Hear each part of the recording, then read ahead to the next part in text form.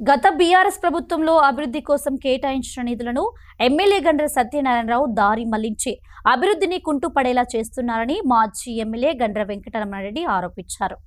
భూపాలపల్లి జిల్లా కేంద్రంలోని అంబేద్కర్ చౌరస్తా నుండి 2 ఇంక్లైన్ ఓపెన్ కాస్ట్ వరకు TUFIDC నిధుల నుండి 6 కోట్లు, CSR నిధుల నుండి 4 కోట్ల రూపాయలతో రోడ్డు విస్తరణతో పాటు సెంట్రల్ లైటింగ్ పనులకు బీఆర్ఎస్ ప్రభుత్వంలో మంజూరు చేసి శంకుస్థాపన చేసి పనులు ప్రారంభించడం జరిగిందని, కానీ నేడు అధికారంలో ఉన్న Congress party MLA Gandra Satyanarayana Rao CSR నిధులు 4 కోట్లను వేరే మండలాలకి తరలించి పనులు జరుగుతున్న వాటిని ఆపివేసి అభివృద్ధిని కుంటుపడేలా చేశారని, కాంగ్రెస్ ప్రభుత్వంపై అధికారుల నిర్లక్ష్య ధోరణిని నిరసిస్తూ భూపాలపల్లి జిల్లా కేంద్రంలోని సుభాష్ కాలనీ బస్టాండ్ సెంటర్లో మాజీ MLA Gandra Venkataramana Reddy BRS party నాయకులతో కలిసి ధర్నా చేపట్టారు. ఇప్పటికైనా నిధులను మళ్లించకుండా భూపాలపల్లిని అభివృద్ధి చేయాలని డిమాండ్ చేశారు. పరిస్థితి ఉద్రిక్తంగా మారుతుండటంతో పోలీసులు చేరుకొని ధర్నా చేస్తున్న బీఆర్ఎస్ నాయకులను అరెస్టు చేసి ధర్నాను విరమింపజేశారు.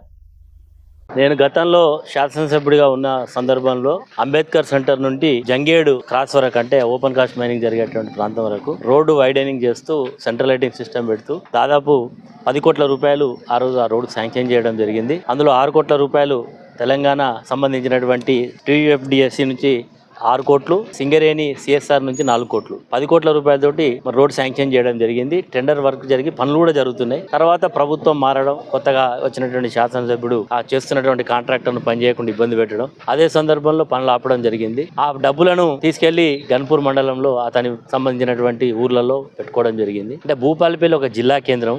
అంబేద్కర్ చౌరస్తా అనేది చాలా ఇంపార్టెంట్ చౌరస్తా. అక్కడ ఉండేటువంటి బస్ స్టాండ్ అక్కడే ఉంది.